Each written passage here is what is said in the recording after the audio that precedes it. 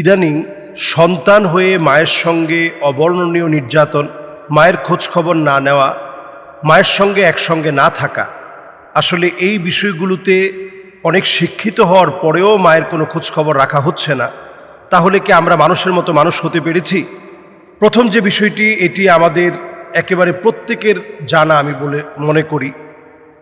বাংলাদেশে আমরা দেখেছি যে বুয়েটের টিচার হওয়া সত্ত্বেও, যুগ্ম সচিব হওয়া সত্ত্বেও বিদ্যা মহিলার প্রত্যেকটা সন্তান একজনের চাইতে একজন মেধাবী। কেউ হয়তো প্রবাসে আছে, কেউ বুয়েটের টিচার, কেউ যুগ্ম সচিব। যদিও এখন মায়ের এই ঘটনাকে কেন্দ্র করে তার পদ থাকবে কি থাকবে না, এটা নিয়ে এখন বিচার বিশ্লেষণ চলছে। তো এইটা বড় কথা না, বড় কথা হচ্ছে এই জায়গায় যে আসলে আমরা একেবারেই মানবিক হতে পারিনি। একটা মানুষ বুয়েটের টিচার হয়, একজন সচিব হয়, একজন শিক্ষিকা হয়, তারপরেও মাকে একটু খোঁজ খবর নেয় না। কোরআনুল কারীম আল্লাহ তাআলা স্পষ্ট বলেছেন যে ওয়াসাহিবুহুমা ফিদ দুনিয়া মারুফা।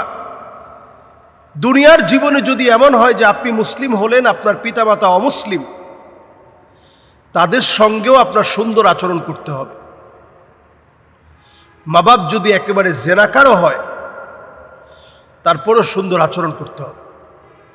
আনতা ওয়া মালুকা লিআবিক, তুমি তোমার সম্পদ, তোমার সবকিছু তোমার পিতামাতার জন্য। পিতামাতা আল্লাহর কাছে এত সম্মানের জায়গা, সেখানে মাকে ফেলে রাখা হয়েছে। যারা গোসল করিয়েছে তারা বলেছে যে এই লাশটা আরো 8 দিন আগে অন্তত মারা গিয়েছে, 8 থেকে 10 দিন আগে। পুরা মেজের মধ্যে এত পরিমাণ নোংরা পড়ে আছে, যেখানে 8 থেকে 10 বছরের ভিতরে কেউ প্রবেশই করে নাই পরিষ্কারের জন্য। তো একটা মানুষ এতটা কষ্ট নিয়ে বেঁচেছিল,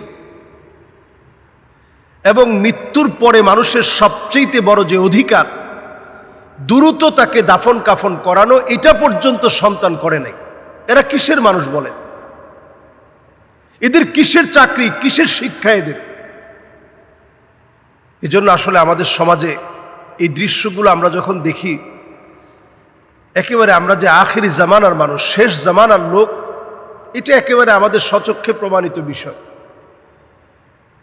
কাজেই এই পরিবার সহ সবার জন্য এটা একটা শিক্ষা যে আপনি মনে করছেন যে আপনি অনেক বড় চাকরি করেন, অনেক বড় সম্মানের জায়গায় আছেন, পিতামাতা যদি আপনার উপরে বেজার থাকেন, পরিষ্কার হাদিসের মধ্যে আসে লা ইউকাল্লিমুহুমুল্লাহ, কিছু লোকের সঙ্গে আল্লাহ তাআলা কথা বলবেন না।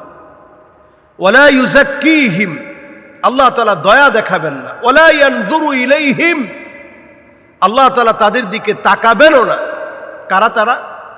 তাদের মধ্যে এক শ্রেণীর মানুষ হচ্ছে আকুন বিওয়ালিদাই, পিতামাতার সঙ্গে যারা খারাপ আচরণ করবে, রূঢ় আচরণ করবে। পিতামাতার সাথে আচরণ কেমন হবে?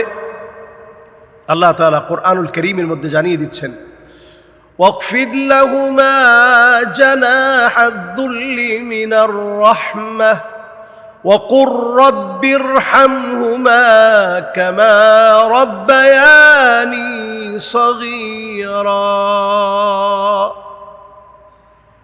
অবনত চিত্তে পিতামাতার সামনে গিয়ে নত হয়ে কথা বলা লাগবে।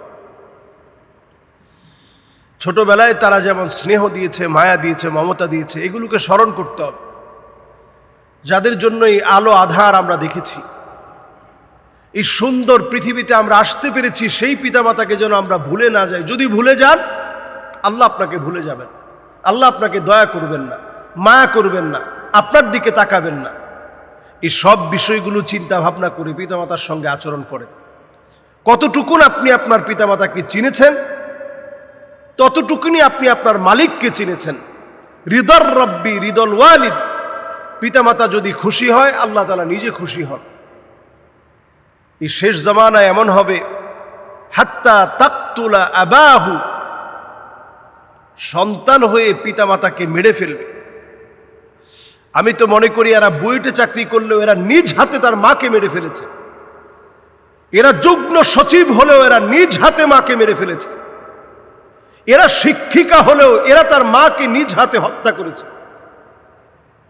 একটু চিন্তা করতে পারেন, এত শিক্ষিত মানুষ আমাদের সমাজের মধ্যে আছে, এত শিক্ষিত সমাজ আমাদের, কিন্তু কয়জন আমরা মানুষের মতো মানুষ হয়েছি?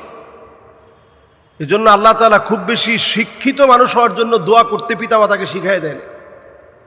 পিতামাতাকে শিখিয়ে দিয়েছে এমন সন্তানের জন্য দোয়া করেন, কুররাতা আয়ুনি ওয়াজআলনা লিল মুত্তাকিনা ইমামা, যারা মানুষের মতো মানুষ হবে, মুত্তাকি হবে, চক্ষু শীতল করা সন্তান হবে।